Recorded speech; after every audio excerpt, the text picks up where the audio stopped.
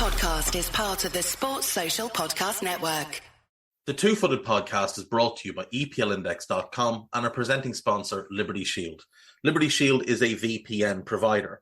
A virtual privacy network allows you to go online, change your location, access things you're geo-blocked from, while keeping your data safe.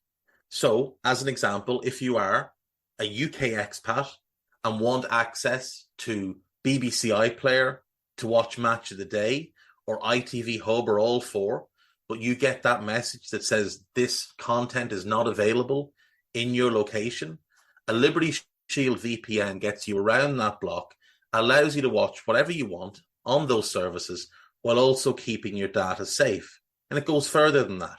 It allows you to open up Netflix's entire library by just changing your IP address. Liberty Shield is the #1 rated VPN provider on Trustpilot with 5-star ratings across the board. So go to libertyshield.com right now, use the code EPL25 and get either the hardware package or the software package. The hardware package is a router that you plug into your existing router, and any item you want to change the IP address on, be it your phone or your television, you connect that to the new Liberty Shield router. All other items can remain connected to your existing router. There's also a software package which is instantly downloadable to your device and you can get using straight away. Again, libertyshield.com, EPL25 for 25% off at checkout. We're also brought to you by Home of Hopcroft, a giftware and homeware company located in Scotland but shipping worldwide.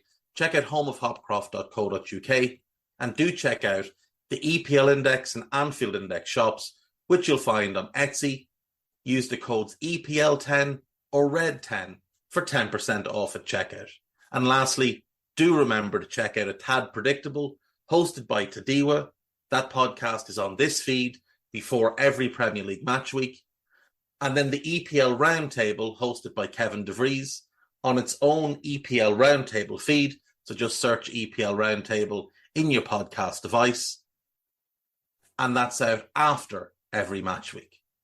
Now, on with the show.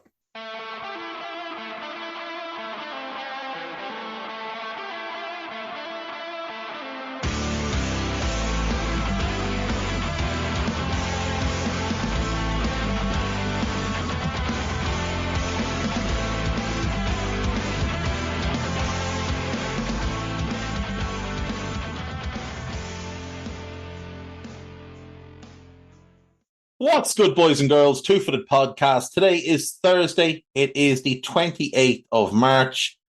And I'm in a bit of a pickle here. So it's quite late in the day. And I have today's podcast and tomorrow's podcast to record in the next hour and a half. So this is going to be a pretty short podcast, I think. I've got some questions that I'm going to go over because it is Thursday. So I'm going to do these questions. We'll do a bit of news and gossip. Today's pod will be much shorter than normal, but I apologize. I got wrapped up doing Buzz podcast and had tremendous crack doing so, but it has left me short for this one. So, first question is from Adam. I think the upcoming managerial movement might be as fascinating as the player transfer window. Can you do a prediction as to where the following end up and who they'd suit, or if they'll stay put, in your opinion? So he's given me a list of managers here, and then there's a second question as well. So we go with this one. So Xabi Alonso, I think he's going to stay where he is. I think he'll stay with Leverkusen for a year and then go to Real Madrid. Ruben Amorim, I think, comes to Liverpool. I think that's going to be how it works out. Julian Nagelsmann, I actually think, is probably now leaning towards staying with the German national team because I'm not sure the right job is out there for him. I don't see him having huge amounts of interest in Chelsea or United, given where those clubs are right now. So I think he might end up holding out unless he gets offered the Barcelona job, which is one I could see him having a strong interest in. But I think he'll stay with the German national team. De Zerbi, I think, is going to go to Bayern. I think he's going to be the one at Bayern. Zidane, if Deschamps decides to leave the French job, I think that's the job he wants. He hasn't, like, there's been reports that, he'd manage Marseille, but then he's never really been linked with the Marseille job in any real way. He was linked with the PSG job before Luis Enrique got it, but nothing ever came of that. I think he's going to hold out for the French job. But to be totally honest, I think Zizou would be happy never managing again and just leaving his legacy as it is. Graham Potter, I feel like, could be the next Newcastle manager. But he could also be the next Manchester United manager if they decide to make a change, because he's got a relationship with Dan Ashworth, because Nice tried to hire him. So clearly Ratcliffe and co are fans. So he could be the next United manager. But if Southgate goes, I think Potter could go there, or I think he could go to Newcastle if Howe leaves. But I think Howe would only go if it was for the England job, unless he gets pushed. Lopetegui. He's sort of hinted that he wants a Premier League job. I'm not 100% sure which Premier League club would give him that opportunity. Certainly not going to get any of the top 5 jobs. Don't see him getting the United job. If West Ham make a change, he could land there. If Newcastle made a change, maybe he lands there. If Marco Silva decided he wanted to move on from Fulham, that might work. Brentford could work. Everton could work, but would he be willing to jump into another relegation battle with a team with no money? My bet would be that he goes back to Spain. And potentially Villarreal. Now, they're in good form at the moment, but they've had a very weird season. I don't see him getting the Betis job because he's been at Sevilla. I don't think he'd get the Real Sociedad job. Well, I don't think that will be changed anytime soon. So maybe Villarreal, or maybe Girona if Michel decides to move on. Maybe, but I don't know. Lopetegui's an interesting one. I mean, I could see him working in Serie A. And I wonder,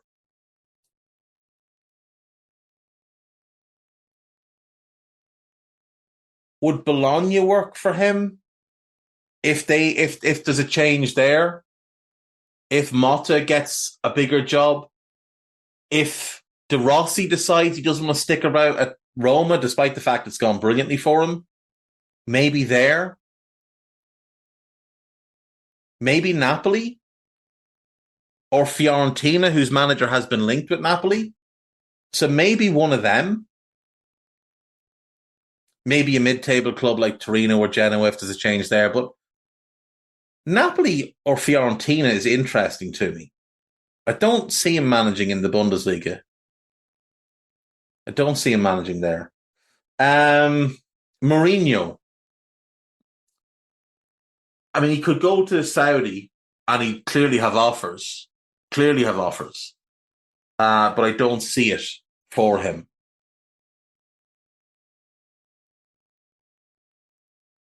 I don't see the PSG job becoming his. I don't know that he'd come back to England. I don't know if an English club would give him another opportunity, bar maybe a West Ham. But he has been linked to Newcastle, so maybe there's something there. I think he'd love the Bayern job, but I don't think he'll get it. I think the best bet for Jose is international football. I think that's what he should do, is go the international route. Thomas Tuchel, who's been linked to a return to Chelsea. I think they've realised it was a mistake to get rid of him in the first place. He's another I could see United, potentially. Could he go to Spain? Could he be the Barca manager and reinvent himself back into Borussia Dortmund era Thomas Tuchel? That would be interesting.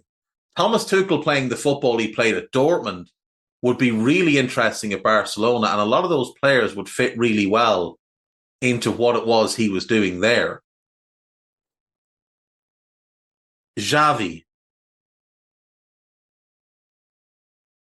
He's one that would be interesting in England. He's one I think United would look at.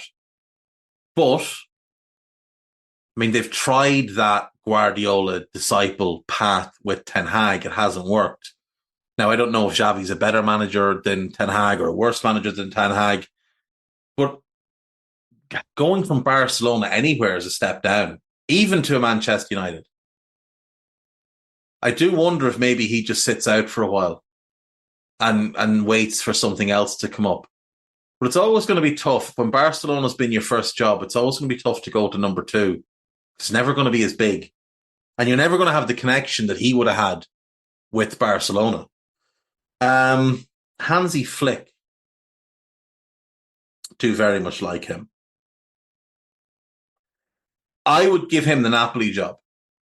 I think he would be a great fit there. Now, the language could be an issue, obviously. I could also see him being an option at Newcastle if they did move on from Howe. I think he could be an option for West Ham if they moved on from Moyes. Now, he might prefer a bigger job, but I think he could do great things there with some of those players. But Napoli is where I would want him to go. Antonio Conte, Juve. That's where I want him. Juve. Now, there's a chance that both Juve and Milan change managers this summer. In which case, Xavi could be an interesting one for Milan. But Conte, I want to go back to Juve. Jesse Marsch. I mean, that's a bit of a tough one, isn't it? Because he obviously does really well with New York Red Bulls, comes to Europe, works as an assistant for Leipzig, gets the Salzburg job, does well, gets the Leipzig job, disaster, comes to Leeds, starts okay, becomes a disaster, gets fired. He's coming off back-to-back sackings. I feel like Jesse Marsch might need to take a step backwards. Now, I'd love him at Celtic. I'd love if Celtic were willing to make a change and bin Rodgers off. But I wonder, now he was linked with the Southampton job in the summer, or maybe it was just before the summer. But I wonder if he'd be willing to take on a championship job. Because there's going to be a decent-sized club that doesn't come up this summer and maybe decides to make a change. There's going to be a couple of them. But I think a championship job could be ideal for Jesse Marsch. Maybe if Leicester don't come up, maybe they decide to go a different way. Marasca's done well, but, if he fails to get promotion. There's been some rumours that West Brom might have to find a new manager this summer because their manager is obviously very highly regarded. Carlos Corberan, and he might get another job. So maybe something like that would suit Jesse Marsch. Sergio Conceição, I wanted to get the Lazio job, and I think he would have been the best choice for the Lazio job. If West Ham do make a change, he should be very high on their list. I think he could do really good things there because he plays a good brand of football, but he's also tactically astute enough to know when you need to park the bus, and he can get a good balance. I think Ajax would be another good fit for him, though his brand of football might not play as well there. The last name on the list there is Pep and Linders, and the two jobs, actually, to be fair, with Porto being open, could Mourinho go back there? Would he be willing? Maybe. Porto for Potter would be interesting. For Linders, Porto and Ajax, they're the two that kind of make sense because, Ajax because of the Dutch thing and Porto because he was there for a number of years. But yeah, I could see either of them, to be totally honest. Second question then from Adam. Can you analyse who you think Liverpool's top three managerial candidates might be since the return of Michael Edwards will now come into the process? Can you simulate a transfer window based on each managerial appointment and predict an 11 for the first Premier League game of next season based on this? The top three, it's got to be Amorim, Alonso, and then a question mark. There's a case for Zidane. There's a case for Hansi Flick. There's a case for Conte. There's a case for Simeone. There's a case for Abel Ferreira. Case for De Zerbi. There's a case for Nagelsmann, though I don't think it's a very strong one. Let's just say De Zerbi is the third one, because he has been linked by multiple outlets. So I think Amorim ticks all the boxes. Aggressive brand of football, front-footed, proven winner, brilliant man manager, great motivator, players adore him, proven track record of player development, proven track record of sell to buy and buy to sell, buy, develop and sell, and then buy some more. Won a league title, had that team largely broken up through sales and whatever else, and has rebuilt a team that is, marching towards a second title. So he's proven he can rebuild his own team. He's also proven he can work through adversity, having his best players sold, having to deal with injuries, suspensions, a club that doesn't function very well. Sporting behind the scenes have never been particularly well run. But he's been able to overcome all of that. And I think, to be fair, now in recent years they are well run, but he's a big part of that. His player development and the sales they've made have sorted out a lot of their finances. To me, he ticks every box. Brand of football is great. Personality-wise, style of football-wise, he's very similar to Jurgen. I think it's an easy transition. I think he's a proven winner. Alonso, the season they're having is outrageous. Leverkusen are still unbeaten as we approach April. That's in all competitions. That's incredible. So there's that. The style of football is good. He's tactically very switched on. Does seem to have the right amount of luck going with him as well, which is always a good sign, when you can get results that maybe you don't deserve. I think that can be a positive, as long as it's not too frequent. There's a lot to like about Alonso. Obviously, he was a great player as well. And he brings a certain gravitas, a certain name recognition. He obviously played for the club as well. For me, that doesn't really mean a whole bunch, but, for some people it does. De Zerbi then, the brand of football is, when it works, is fantastic. When they're on form, Brighton are as good a club to watch as there is in the world. But his football very much needs everybody to be playing well for it to really work. It does lack a bit of balance, but he's a good player developer. He's tactically astute. He's very brave in how he plays as well. The lack of balance does bite me a little bit, but again, if you put Alisson, Konate and Van Dijk in that team, it looks totally different. It's different when you have Steele, Duncan, Van Hecke, or Steele, Duncan, Webster, who just aren't very good. Put great players in there, it's going to look a lot better, and you're going to have more balance. If you put Steele, Dunk, and Webster into this current Liverpool team, they wouldn't be a top 4 team. They just wouldn't. They'd be 5th or 6th or 7th.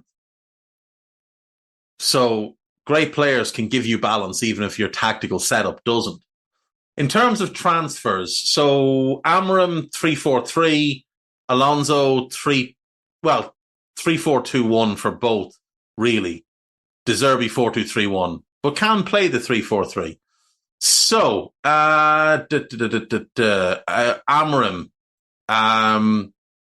Inacio is the obvious pick for the left side centre-back spot for many reasons. Really, really good, plays from now. I still want Riccardo Calafori of Bologna. I think he's perfect for that role. So him, I think he'd want a bit of a road runner left wing back. So Milos Kerkez or Aït-Nouri. Aït-Nouri's not a road runner, but he's quick and he's very good going forward. Better defensively though. I think the one he'd love is Nuno Mendes, who he had, is now at PSG. So you'd need that, and you'd need one in midfield. And I think Alan Varela is perfect in that role. So you go Alisson, Ibu, Virgil, Calafiori, Trent, Varela, Alexis, let's say Nuno Mendes, Salah and Szoboszlai behind Nunes. And to be fair, I actually think Alonso would do very similar. I think he'd do very similar. I think he'd want the same type of player. Like if you look at his team and look at an Amorim team, the pieces are very similar.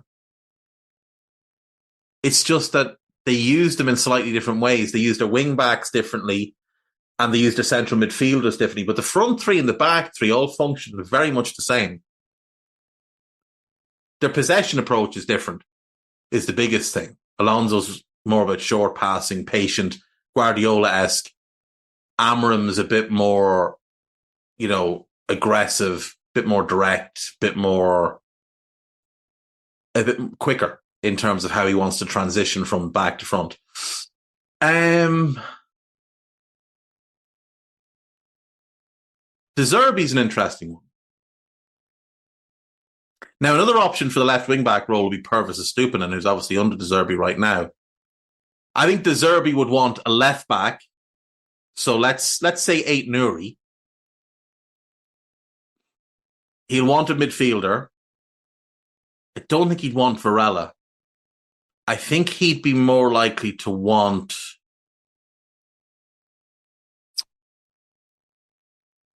maybe someone like Manu Kone, I think, is what he'd want there.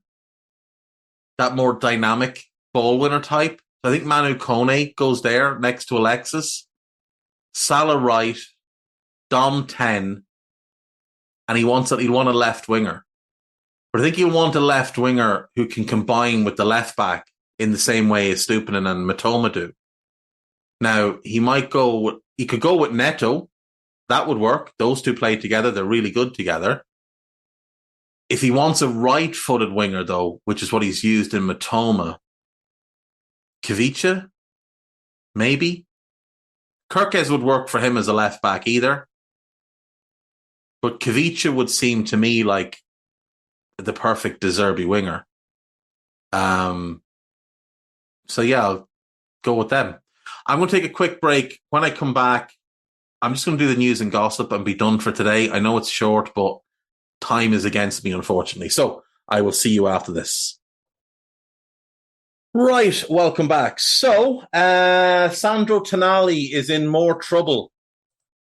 He has been charged by the Football Association for alleged betting rule breaches. Now, obviously, he is currently serving a 10-month ban for gambling on football while he was playing in Serie A. And it appears that he did exactly the same once he moved to England. Between August and October. So potentially another ban coming his way. Quite clearly, Tonali has an issue with gambling and quite clearly needs help. He may well be getting that help already. I don't know. I think it was part of his punishment for the first offence. But this is not good. This is not good at all, especially for Newcastle, who spent a fortune to buy him. He is banned for now until August. And if the FA ban him further after that, he could lose 2 years of his career, or the better part of 2 years. He was initially given an 18-month ban.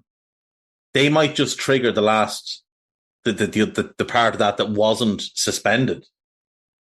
But this can't be good news for Sandro Tonali or for Newcastle. Declan Rice, how England midfielder has improved Arsenal. Well, he hasn't really. They're not as good as they were last season. They're top of the league. But last year they were top of the league at this point with a sizable lead before they fell over their own feet. I think David Raya has improved them a little bit at the back because he's more consistent and more reliable than Ramsdale.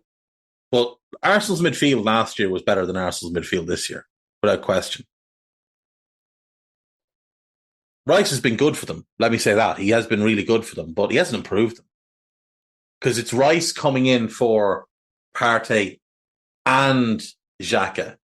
Partey's a better six than him. Now, Rice is a better player than Xhaka, without question. But Xhaka was great last year, up until about this point. Then he had a real wobbly end to the season. But for Arsenal to get the best out of Rice, they need to play him as an 8, which means they'll need to buy a 6 in the summer, which they've been rumoured to be looking to do. Larry Lloyd, former Nottingham Forest, Liverpool and England defender, has passed away at the age of 75. He was part of the Nottingham Forest team that won the First Division in 1977-78 and then went on to win back-to-back European Cups.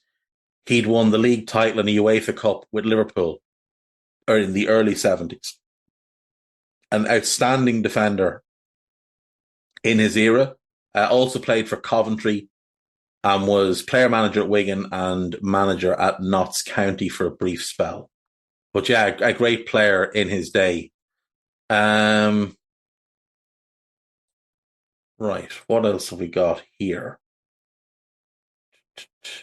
Brendan Rodgers has been banned for one game, but can return for the derby after sitting out. He claimed the referees were incompetent. He wasn't wrong, but they could have banned him for longer and I would have been happier. On to the gossip. Arsenal have a 10-man shortlist for a new striker, including Benjamin Sesko, Victor Gyökeres, and Alexander Isak. I mean, they're all quite different. Ivan Toney apparently is on it as well. Osman's been mentioned. Ollie Watkins has been mentioned. But I feel like if you're this close to summer and you've got a 10-man shortlist, you don't really know what you want. Manchester United are keen on Jarrett Branthwaite. It's a weird one because I thought Martinez was the best defender in the world. Pep Guardiola is obsessed with Bruno Guimaraes, but City would have to pay. This says €100 million. His buyout's £100 million. Guimaraes and Rodri together in midfield would be. You'd never get the ball off them. You'd never ever get the ball off them. West Ham expect Man City to move again for Lucas Paqueta. Yeah, maybe. His betting thing seems to have gone away. Chelsea are among clubs interested in Atletico Perenina's goalkeeper Bento, who made his Brazil debut against England last week. He looks a decent keeper, to be fair. Tottenham want to sign Santiago Jimenez as the replacement for Harry Kane. He's very good. I do like him. Really good all-round game. They should have signed Gyökeres last summer, though. Luis Diaz has not given up hope of a move to one of the big Spanish clubs. We know that one. Manchester United are interested in signing Aaron Anselmino from Boca Juniors, 18-year-old Argentinian defender. Brighton manager Roberto De Zerbi is Bayern's leading candidate if they cannot persuade Xabi Alonso. Tottenham, West Ham, Brighton and Everton are all interested in Samuel Illing Jr. from Juventus, who apparently wants to move back to England. Jorginho could leave Arsenal this summer to return to his homeland. Which is his homeland, though? I know he plays for Italy and I know he has Italian citizenship, but he is Brazilian by birth and, well, until he was, 19, 20? So I'm genuinely curious as to which he would go to. I think he could do incredibly well in Brazil. But likewise, he'd do very well in Serie A as well. The Gunners' hopes of signing Xavi Simons have been hit by PSG wanting to give the Netherlands international more game time when he returns from his loan. Christian Eriksen will let Manchester United will let Denmark midfielder Christian Eriksen leave this summer. We've all known that's coming. Real Madrid cannot afford a rumoured move for Trent Alexander-Arnold. I wouldn't be so sure about that. I don't think it'll happen, but I wouldn't be so sure. Toni Kroos is set to sign a one-year contract extension to stay at Real Madrid. That's good news for Real. Pep Linders is a contender to take charge at Ajax next season. That could be interesting, I suppose. He did apparently recommend Henderson to them, so maybe they shouldn't hire him because he's clearly got no ability to identify good players. Manchester United are frustrated at the lack of game time Hannibal Mejbri is having at Sevilla. But, I mean, didn't they give him an option to buy? So they clearly don't want to keep him and they don't care. So, I mean, what are you crying about? Arsenal teenager Ethan Nwaneri will sign his first professional deal at the club, having returned from England under 17 duty. Super talented. Super talented player. He's a big one for Arsenal to keep because I think a lot of clubs have been eyeing him on the off chance that Arsenal let that one slip through their fingers. Right, folks, that is going to do me for today. Tomorrow's is going to be recorded now. It'll just be me and Guy going through the fixtures. Won't be here Monday because it's a bank holiday, obviously, for Easter. But Tuesday we should be back in the saddle. All going well. Take care of yourselves. Bye-bye.